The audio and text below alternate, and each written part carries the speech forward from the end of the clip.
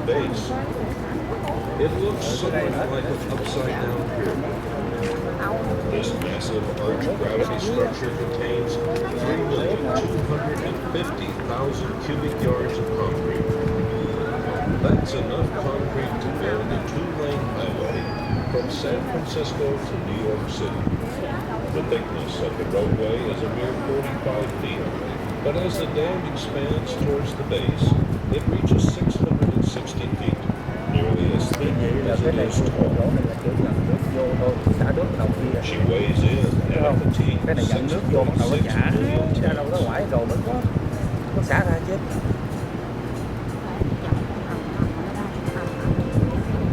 Behind the dam, you can see Lake Mead, the largest man-made reservoir in the United States. It has a storage capacity of 9.2 trillion gallons of water. Enough water to flood the state of Connecticut 10 feet deep. The body of water in front of the dam is called the tail vein, or tail race, but in reality that's the Colorado River. This is where the water is drawn from hundreds of feet below the surface of the lake and spills through the turbines, flowing on downstream. The water comes out of the turbines at an average temperature of 53 to 55 degrees.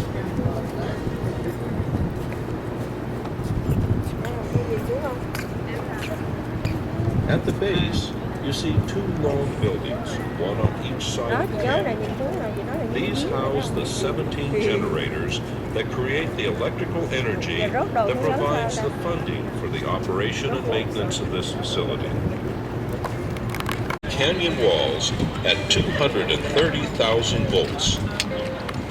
The towers that support and direct the wires are leaning into the canyon. These are cantilever towers designed to ensure that the wires do not touch the walls of the canyon and short out. Now look downriver, midway on the canyon wall, and you will see a rectangular concrete building with 6 holes. This is the valve house. There are 2, one on each side of the canyon.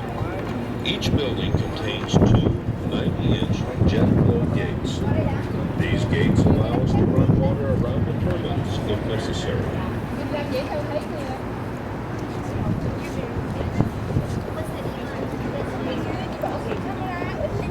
Above the valve housings, stretching across the canyon, are 6 3.5-inch diameter cables.